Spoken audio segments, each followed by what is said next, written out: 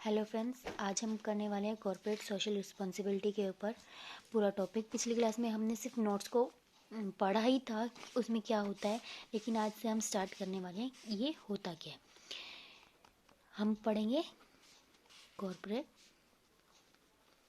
Social responsibility, ठीक है ना। अब इसका सेक्शन कौन सा है, ये सेक्शन कौन से में आता है, 135।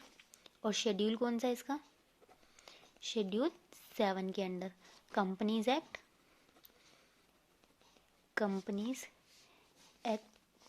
2013 के अंडर ये आता है, ठीक है ना।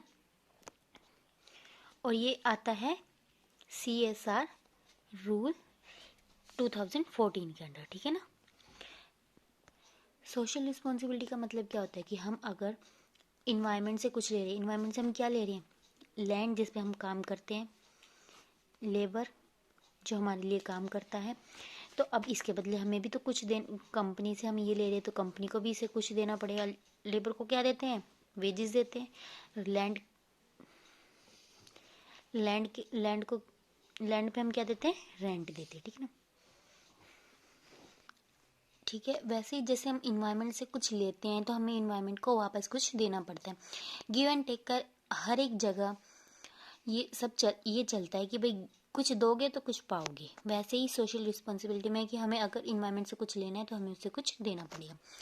तो अब कॉर्पोरेट सोशल रिस्पॉन्सिबिलिटी गवर्नमेंट ने भी कंपलसरी कर दी है कि भाई तुम्हें कॉर्पोरेट सोशल रिस्पॉन्सिबिलिटी जो है उस पर खर्चा करना पड़ेगा, यानी डोनेशन करना पड़ेगा।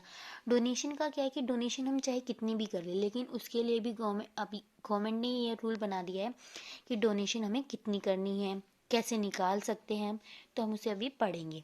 तो पहले हम पढ़ेंगे कि डोनेशन क्या है, कि मतलब क्यों हमें ज़रूरी है डोनेशन करना।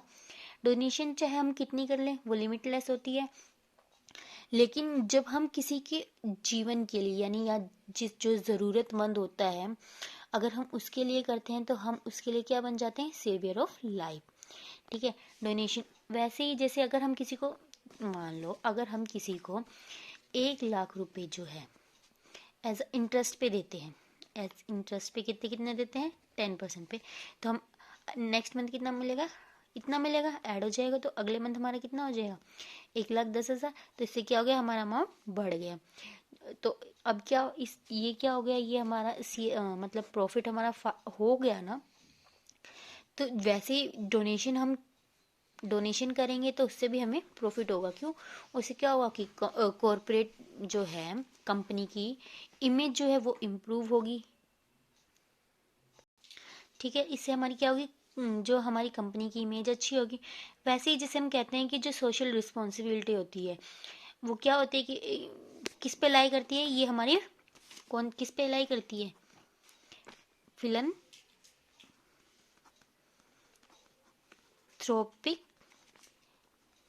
एक्टिविटी, ठीक है ना। फिलंथ्रोपिक एक्टिविटी क्या होती है, चैरिटेबल वर्क जो हम एज अ चैरिटी करते हैं, ठीक है। बहुत सारे जो हमारी मान लो हर एक इंसान की एक सोशल ऑब्लिगेशन होती है, जो सोशली हर एक इंसान चाहता है कि जैसे रोटी कपड़ा मकान हो गया, ये हर एक इंसान की नीड होती है। लेकिन हमारे देश में ऐसे कई लोग हैं जिनके पास ये रोटी कपड़ा मकान तक भी नहीं है। तो हमारी ये सोशल रिस्पॉन्सिबिलिटी है कि हम उन्हें हेल्प करें, डोनेशन दे के। एक जैसे तैसे हम किसी को भी हेल्प करना वो हमारी एक सोशल रिस्पॉन्सिबिलिटी, वो भी एक कंपनी की सोशल रिस्पॉन्सिबिलिटी होती है, हमारी भी होती है और कंपनी की भी होती है, ठीक है। ये हमें क्यों करना ज़रूरी होता है, क्यों, क्योंकि अगर हम किसी को कुछ डोनेट करेंगे तो हम उसकी लाइफ बचा सकते हैं, ठीक है। और CSR जो है इंडिया में एक सर्वे किया गया था, कब किया गया था, 2002 में क्या किया गया था, सर्वे। उसमें क्या बताया गया था कि जो कंपनी है मतलब उसमें बताया गया था कि कंपनी ने जो है एक अच्छे सिटीजन होने का यानी गुड कॉर्पोरेट सिटीजनशिप हासिल कर लिया, क्योंकि ज़्यादा से ज़्यादा कंपनी जो है CSR करती है, डोनेशन करती है, इसलिए, ठीक है ना। CSR अब क्या हो गया, CSR ने जो है अपनी रेंज को क्या कर दी, डाइवर्स कर दी, ठीक है ना। क्या कर दी, डाइवर्स कर दी। मतलब कि अगर वो अपने पैसे जो है डोनेट करती है लोकल एरिया में, तो क्या होंगे उनके रिलेशनशिप, क्या होंगे, बेटर बेटर हो जाएंगे। क्या, रिलेशनशिप क्या हो जाएंगे, बेटर हो जाएंगे, ठीक है ना। और उस रिलेशनशिप बेटर होगी तो क्या हो जाएगा, शेयर होल्डर की क्या हो जाएगी, वैल्यू जो है बढ़ जाएगी। लेकिन अब ये क्या है कि अब ऐसा तो नहीं है कि हम सिर्फ डोनेट करते जाए, चलो माना हमारी कॉर्पोरेट सोशल रिस्पॉन्सिबिलिटी है, लेकिन सिर्फ डोनेशन करना ये तो ज़रूरी नहीं, हमें प्रॉफिट भी तो कमाएंगे। हमारे बिजनेस, हर एक बिजनेस का एम क्या होता है, सबसे पहले कि प्रॉफिट कमाना, ठीक है ना। प्रॉफिट कमाएंगे, पर इससे प्रॉफिट कमाएंगे किसके लिए, स्टेक होल्डर्स के लिए, जिसने हमारी कंपनी में पैसा लगाया है, ठीक है ना।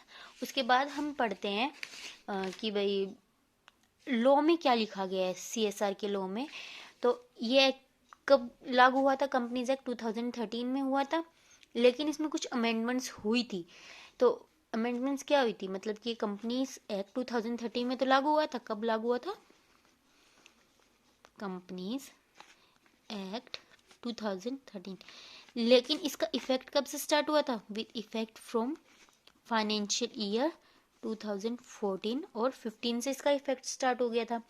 इसमें क्या कहा गया था कि कंपनी को क्या जरूरी है, ट्रांसपेरेंसी, ठीक है ना, और डिस्क्लोजर, क्या करे वो, डिस्क्लोज करे और ट्रांसपेरेंट रखे, मतलब जो अमाउंट उसने स्पेंड करा है या नहीं करा उसको हम उसे डिस्क्लोज कर दें, ठीक है। जो भी अनस्पेंड अमाउंट है उसे हम कहाँ डालेंगे, अनस्पेंड अमाउंट को हम डालेंगे, कहाँ डालेंगे हम, शेड्यूल 7 के अंदर। अब ये तो नहीं है कि हम अनस्पेंड अमाउंट है, जैसे कि अगर हम पहले हम निकालेंगे कि हम अमाउंट कैसे कैलकुलेट करेंगे, CSR का अमाउंट क्या करेंगे कि 2% जो है हमारा ऑफ एवरेज प्रॉफिट। अब एवरेज प्रॉफिट किस चीज़ का, प्रीसीडिंग 3 फाइनेंशियल, पिछले 3 सालों का हम प्रॉफिट निकालेंगे, फिर उसका एवरेज करेंगे, उसका 2% निकालेंगे, ठीक है। अब हमारे मान लो अगर हमारा ऑन गोइंग प्रोजेक्ट चल रहा है, मतलब कोई भी प्रोजेक्ट चल रहा है, तो हम क्या करेंगे कि उस पर हम पैसा लगा देंगे, जो भी हमारा मतलब CSR अमाउंट है हम उस पर स्पेंड कर देंगे, ठीक है। लेकिन फिर भी हमारा पैसा बच जाता है तो हम उसका क्या करेंगे, अनस्पेंड अमाउंट को हम क्या करेंगे, पहले तो हम करेंगे जो 2% है of average profit, 2% of average profit जो है हम क्या करेंगे, जो हमारे जो एवरेज प्रॉफिट है उसका क्या करेंगे, ट्रांसफ़र कर देंगे,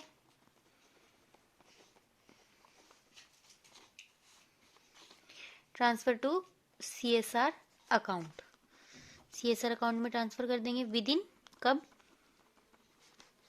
within 30 days before, 30 days before financial year, 30 days before financial year,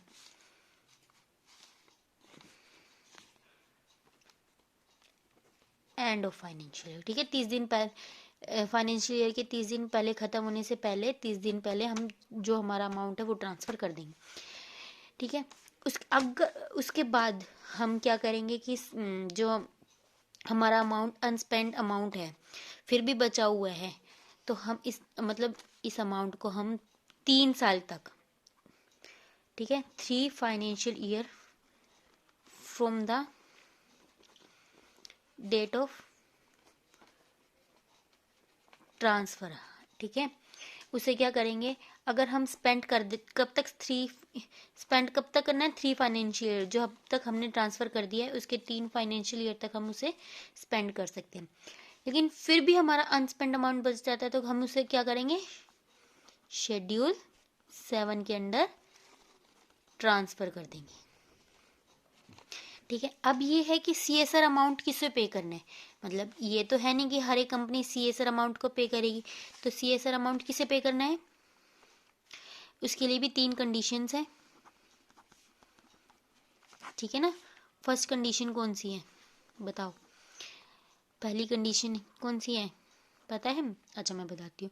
पहली कंडीशन क्या होती है कि हमारी जो कंपनी की टोटल वर्थ, या हम कह सकते हैं कि नेट वर्थ कितनी है, 500 करोड़ और मोर।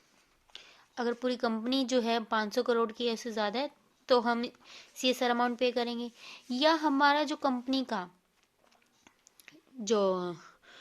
की जो टर्नओवर है, क्या है टर्नओवर 1000 करोड़ या उससे ज़्यादा है तो हम पे करेंगे। थर्ड हमारा क्या है कि कंपनी की जो नेट प्रॉफिट है कंपनी का 5 करोड़ है या उससे ज़्यादा है तो हम पे करेंगे CSR अमाउंट, ठीक है ना। अब CSR अमाउंट में अब हम पे तो कर देंगे और हमें ये भी बता दिया कि हम उसे कैसे निकालेंगे 2% ऑफ एवरेज प्रॉफिट, ठीक है। और अब हमें सवाल आता है कि चलो हमने तो ट्रांसफ़र कर दिया कि अनस्पेंड अमाउंट को शेड्यूल 7 में ट्रांसफ़र कर दें, लेकिन शेड्यूल 7 है क्या। अब शेड्यूल सेवन है जो पहला क्या है, प्राइम मिनिस्टर ने फंड बनाया हुआ है, prime minister national relief fund, national relief fund इसमें यूज़ कर लेगी। सेकंड क्या है कि जो और सेंट्रल गवर्नमेंट ने बनाया हुआ है, ठीक है, कोई भी, या स्टेट गवर्नमेंट ने बनाया हुआ है, किसके लिए यूज़ करती है, जो वुमेन्स के लिए, या मतलब वुमेन्स के हो गए, लो कास्ट बैकग्राउंड क्लासेस हो गई, इनके लिए, ठीक है, यूज़ करती है ये अमाउंट को। अगर हम मान लो हमारी ये फुलफिल होती है, हमने ये अमाउंट भी निकाल लिया, लेकिन फिर भी हम कंप्लीट नहीं करते हैं अपने CSR अमाउंट को कंप्लीट नहीं करते हैं, तो क्या करेंगे, नॉन कंप्लायंस के लिए कंप्लीट नहीं करते तो क्या कंपनी को क्या करना पड़ेगा, कंपनी को 50,000 पेनल्टी देनी पड़ेगी, से कब तक, 25 लाख तक, ठीक है ना। और जो ऑफिसर होगा उसे कितनी देनी पड़ेगी, ऑफिसर को देनी पड़ेगी 50,000 से कितने लाख, 5 लाख तक, या इम्प्रिजनमेंट मतलब कि जेल होगी, कितने साल तक, 3 साल तक, ठीक है। अब ये सब चीज़ हो गई है हमारी। अब हमने पढ़ लिया CSR होता है क्या, मेनली हमने पढ़ लिया कि CSR का सब कुछ पढ़ लिया है। अब हम इसका रिव्यू लेते हैं, क्या होता है CSR, क्या होता है कि सेशन 135 में आता है, शेड्यूल 7 के अंडर, कंपनीज एक्ट 2013 में, CSR रूल 2014 में आता है। अगर हम कंपनी से कुछ लेते हैं तो कंपनी को हमें कुछ देते हैं, जैसे लैंड को रेंट, लेबर को वेजेस। ये क्या करती है, फिलंथ्रोपिक एक्टिविटीज़ करती है, जिसमें कि हम डोनेशन कहते हैं। 2002 में सर्वे हुआ था, उसमें बताया गया था कि कंपनी जो है गुड कॉर्पोरेट सिटीजनशिप साबित हुई, क्योंकि ज़्यादा से ज़्यादा कंपनी ने क्या करना स्टार्ट कर दिया, CSR स्टार्ट कर दिया। हम सिर्फ अब ये तो नहीं है कि हम सिर्फ डोनेट करेंगे, हमें प्रॉफिट भी चाहिए। प्रॉफिट किसके लिए चाहिए, स्टेक होल्डर के, जो हमारी कंपनी में पैसा लगाते हैं, ठीक है। डोनेट हम किसे करेंगे, लोकल एरिया में, तो उससे क्या होगा, हमारे रिलेशनशिप बेटर हो जाएंगे, शेयर होल्डर की वैल्यू जो बढ़ जाएगी, लोग ज़्यादा से ज़्यादा हमारे प्रोडक्ट खरीदेंगे क्योंकि हमारी कंपनी की वैल्यू गुडविल बढ़ जाएगी, ठीक है। कंपनीज एक्ट 2013 में तो ये बना था, ये एक्ट आया था, लेकिन इफेक्ट कब से हुआ, 2014 और 15 में। इसमें क्या बताया कि ट्रांसपेरेंसी और डिस्क्लोजर हो, कि मतलब ट्रांसपेरेंट रखे कि सारे अकाउंट्स को, और डिस्क्लोज करे अच्छे से। अनस्पेंड अमाउंट शेड्यूल 7, हम जो अमाउंट है अनस्पेंड अमाउंट, उसको हम कहाँ डालेंगे, शेड्यूल 7 में। उससे पहले हम पढ़ेंगे कि कंपनी की कौन कौन सी कंडीशन है जिसे CSR पे करना है। CSR किसे पे करना है, टोटल जिसकी वर्थ हो कंपनी की 500 करोड़, और या टर्नओवर हो 1000 करोड़, या उसका नेट प्रॉफिट जो 5 करोड़ हो। अगर ये तीनों कंडीशन फुलफिल होती है, इनमें से एक भी कंडीशन फुलफिल होती है, तो कंपनी को CSR पे करना पड़ेगा। CSR का अमाउंट हम अब कैसे निकालेंगे, उसका निकालेंगे 2% of average profit preceding 3 financial year, 3 पिछले सालों के फाइनेंशियल ईयर का हम एवरेज करेंगे, फिर उसका 2% निकालेंगे, ठीक है। अब क्या है कि कंपनी ने निकाल तो लिया लेकिन कुछ स्पेंड नहीं करते, मतलब सारा अमाउंट हम स्पेंड नहीं कर पाए, तो क्या करेंगे, अनस्पेंड अमाउंट को क्या करेंगे, इसका 2% जो एवरेज प्रॉफिट है उसको ट्रांसफर कर देंगे CSR अकाउंट में 30 दिन पहले, जब हमारा फाइनेंशियल ईयर खत्म होगा। उसके बाद क्या होंगे कि जब से हमने ट्रांसफर करा है, मान लो आज हमने ट्रांसफर करा है, तो आगे 3 साल तक हम उसे क्या करेंगे, उसे यूज़ कर सकते हैं। अगर फिर भी हमारा अमाउंट बच जाता है तो हम उसे कहाँ डालेंगे, शेड्यूल 7 में। अब शेड्यूल 7 क्या होता है, शेड्यूल 7 जो prime minister national relief fund में यूज़ करेंगे, सेंट्रल गवर्नमेंट ने जो भी अकाउंट बनाया है, जो भी फंडिंग के लिए उसे यूज़ करेंगे, और स्टेट गवर्नमेंट ने जो बनाया है, जैसे कि वुमेन के लिए हो गया या बैकग्राउंड क्लासेस के लिए हो गया। तो ये हमारा सिर्फ CSR का टॉपिक हो गया। Thank you. अब क्या है कि अब हम नेक्स्ट टॉपिक करेंगे, ऐसे ही करेंगे। पहले हम सिर्फ नोट्स पढ़ेंगे, फिर उसके बाद हम एक शॉर्ट नोट बना लेंगे, जैसे कि अभी हमने ये बनाया है। तो आप सब भी ऐसे ही प्रैक्टिस करें। उसके बाद क्या होता है, एक चीज़ और रह गई हमारी, नॉन कंप्लायंस। नॉन कंप्लायंस के लिए मतलब पेनल्टी पे करेंगे अगर हमने CSR अमाउंट नहीं निकाला तो। कंपनी को क्या है, 50,000 से 25 लाख, ऑफिसर को 50,000 से 5 लाख, और जेल भी हो सकती है 3 साल के लिए, और या दोनों हो सकता है, इसे क्या हो सकता है, बोथ। ठीक है, तो ये हमारा CSR कंप्लीट हो गया है। Thank you for watching.